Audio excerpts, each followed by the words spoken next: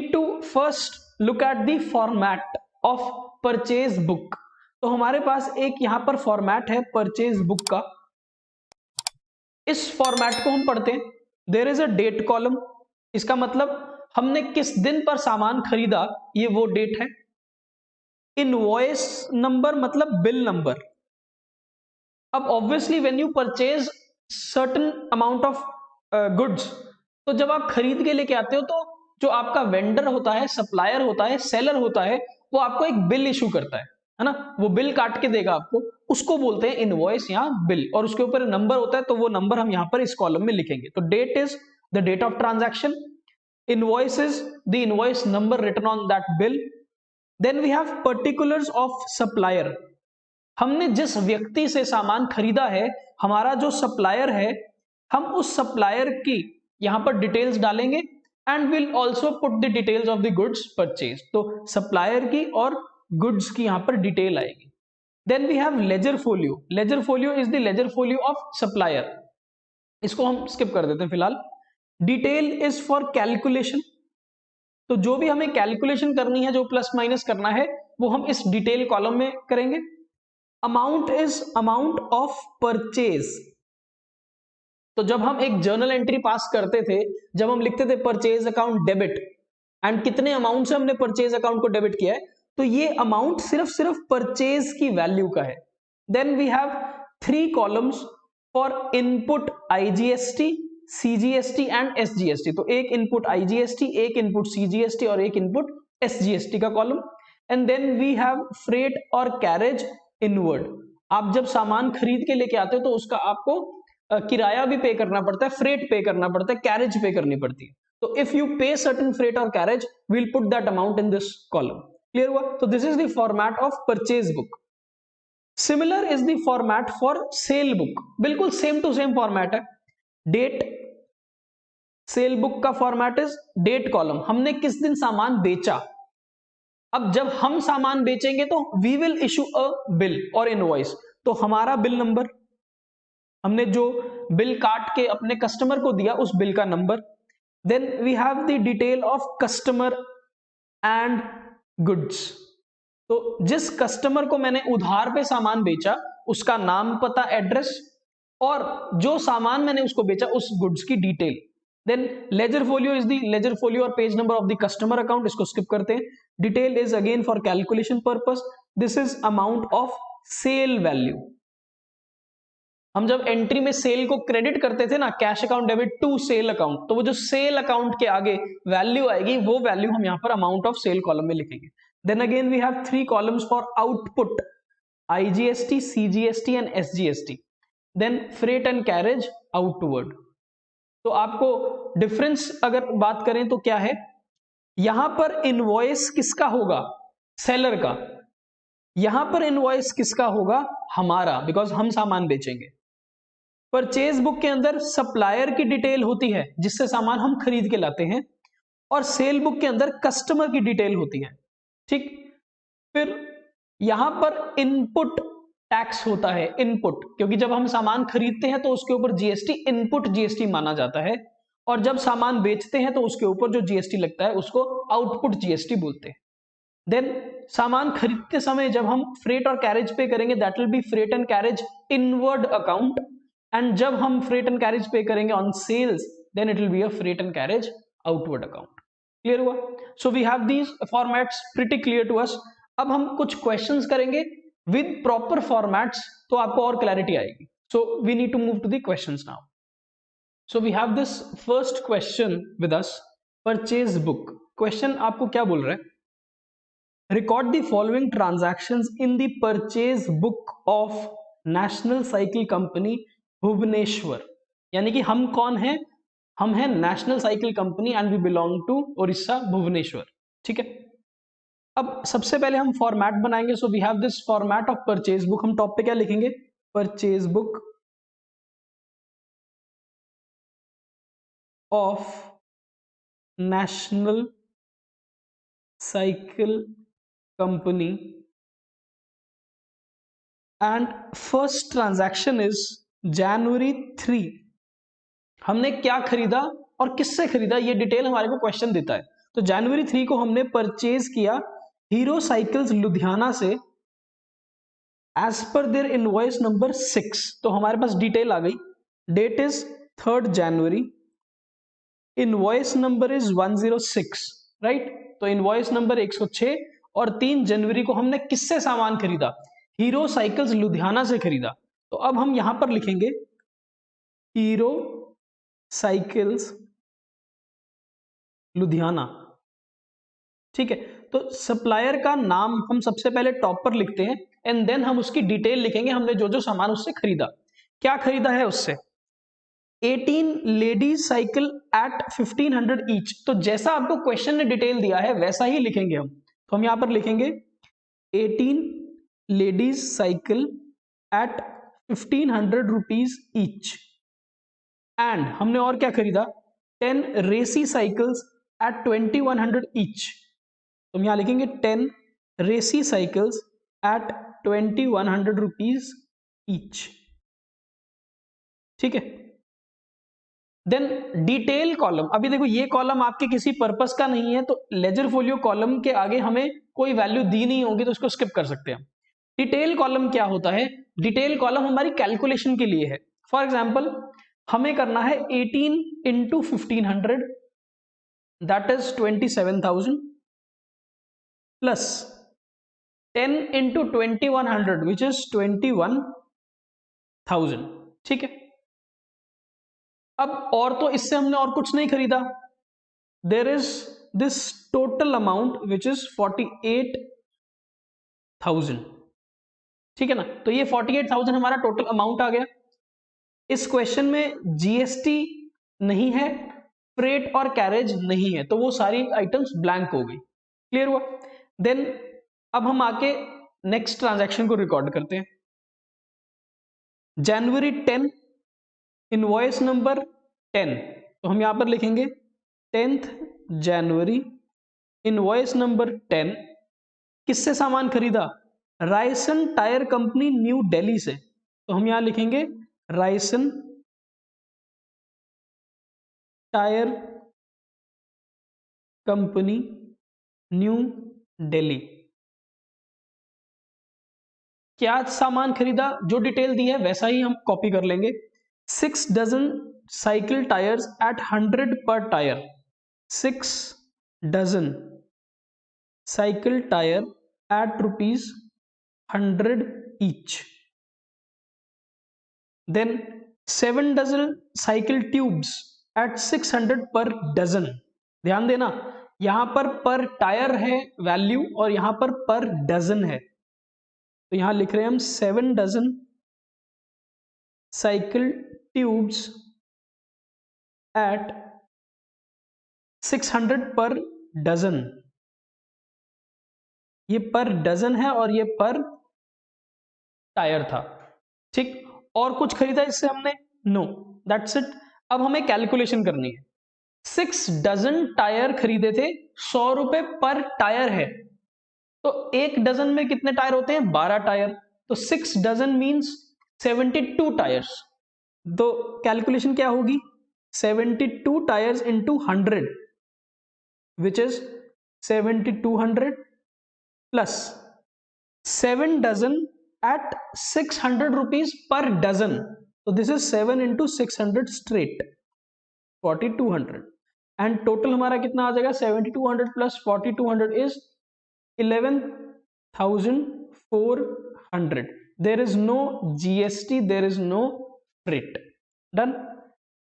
Then we have January 29, invoice number 108।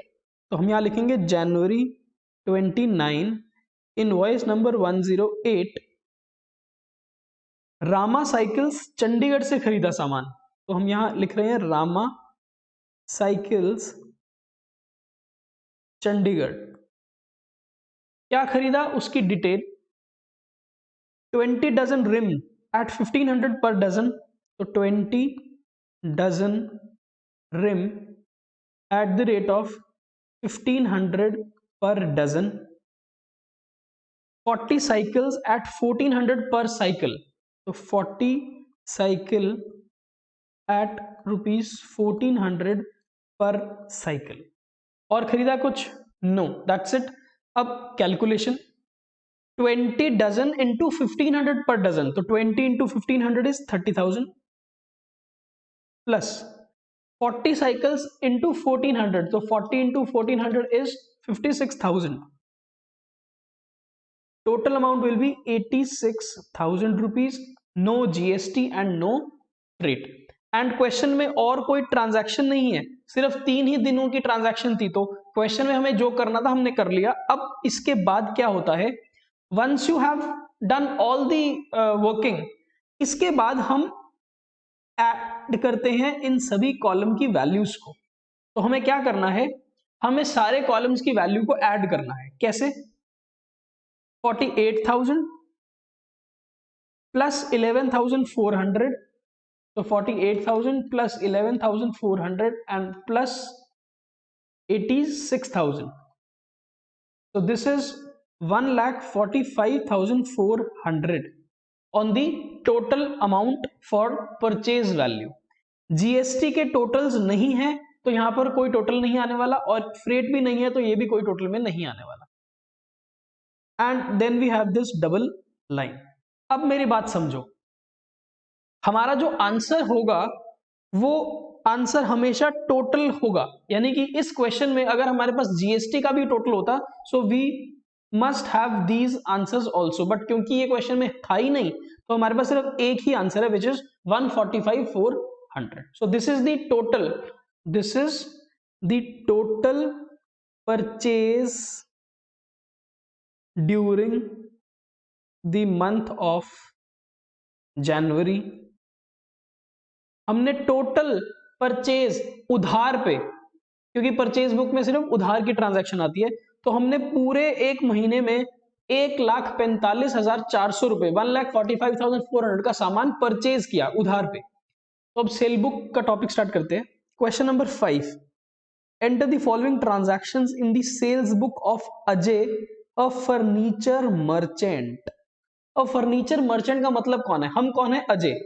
हम जो business कर रहे हैं वो फर्नीचर का बिजनेस कर रहे हैं, इसका मतलब हम फर्नीचर खरीदते हैं और फर्नीचर बेचते हैं। अब जो भी फर्नीचर हमने बेचा होगा उधार पे, फर्नीचर बेचा होगा उधार पे, वही तो सेल बुक में आएगा, ठीक है ना? तो ये याद रखना, हमें फर्नीचर बेचना है और उधार पे बेचना है सिर्फ। सबसे पहले फॉर्मेट बना लेते हैं हम। So we have this format of sale book, तो हम यहां लिखेंगे टॉप पर सेल्स बुक ऑफ अजय, ठीक है। Now first is Feb 4, so on February 4, invoice number हमें पूरे क्वेश्चन में नहीं दिया तो इनवॉइस को हम इग्नोर कर देंगे। Sold goods on credit to Anwar, तो अगर हम सामान उधार पर बेचेंगे तो सेल बुक में आएगा, so this transaction will be recorded in cell book. Anwar brothers को बेचा हमने सामान, तो अनवर ब्रदर्स क्या बेचा? 10 टेबल्स 500 के, तो 10 tables at the rate ₹500 each. 30 chairs at 200, तो 30 चेयर्स एट ₹200 ईच। और कुछ नहीं बेचा अनवर को, तो हम डिटेल बनाएंगे। अब 500 के 10 टेबल 5,000 और ये हो जाएगा 6,000, तो टोटल विल बी 11,000। क्वेश्चन में कोई टैक्स की बात नहीं है, कोई फ्रेट की बात नहीं है, तो this is the total bill value.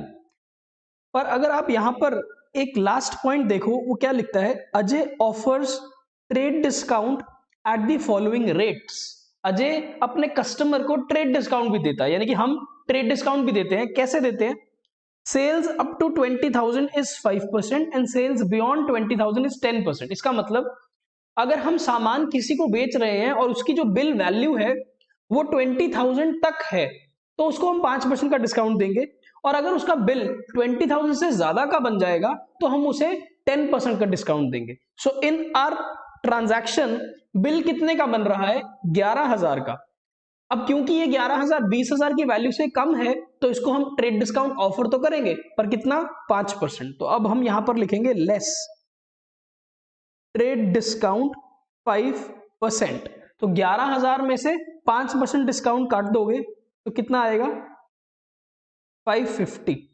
ये डिडक्ट करने के बाद अब जो आपकी वैल्यू बनेगी that will be the final bill value 10450।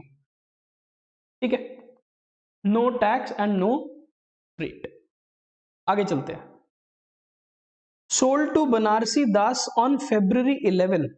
So Feb 11 Banarasi Das and company क्या बेचा? 2 almirahs at 8,000, 2 almirahs at ₹8,000 each, and 1 dining table at 5,000, 1 dining table at the rate of 5,000।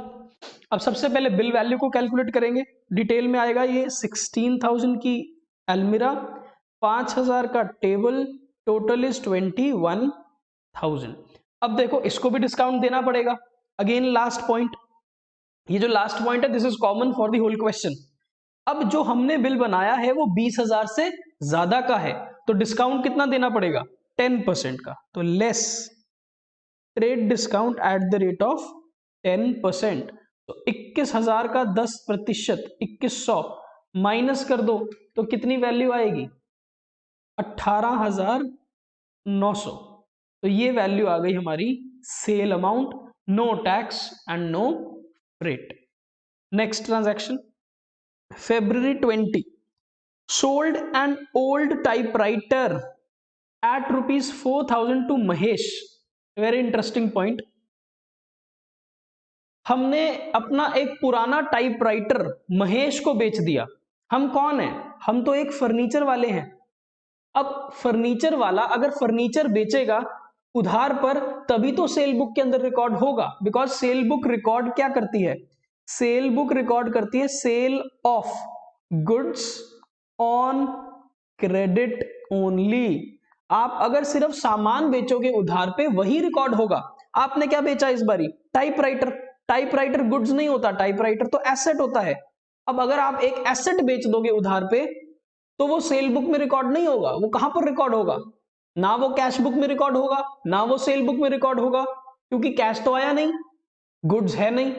Cash ना आने पे कैश बुक में नहीं जा सकता, गुड्स ना होने के कारण सेल बुक में नहीं जा सकता। तो ये कहां जाएगा? जनरल जर्नल में। जो नॉर्मल जर्नल हम बनाते हैं ना, जर्नल बुक, उसमें चले जाएगा। उसमें रिकॉर्ड करोगे तो क्या एंट्री बनेगी? टाइपराइटर बेचा है महेश को उधार पे, entry Mahesh account debit 4,000 to typewriter account 4,000, that's it. तो ये ट्रांजैक्शन यहां रिकॉर्ड नहीं करने वाले हम, ठीक है। तो आप जब भी क्वेश्चन पढ़ते हो तो you should analyse with the rules of each book. तो इस बुक का क्या रूल था? Sale book records only the credit sale of goods, ठीक है। तो ये यहां रिकॉर्ड नहीं होगा। Next is sold to Amar furniture mall 28th of February। Amar furniture mall क्या बेचा हमने? 60 चेयर्स 800 ईच,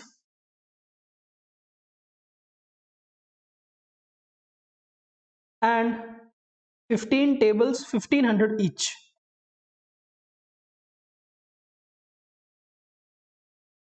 ओके, तो सबसे पहले हम डिटेल बनाएंगे।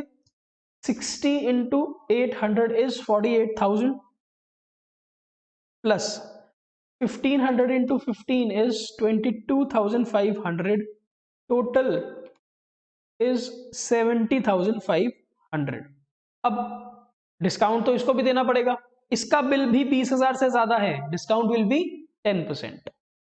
सो less trade discount at the rate 10% of 70,500 is 7050, ठीक है। तो दिस इज 63,450 सेल वैल्यू।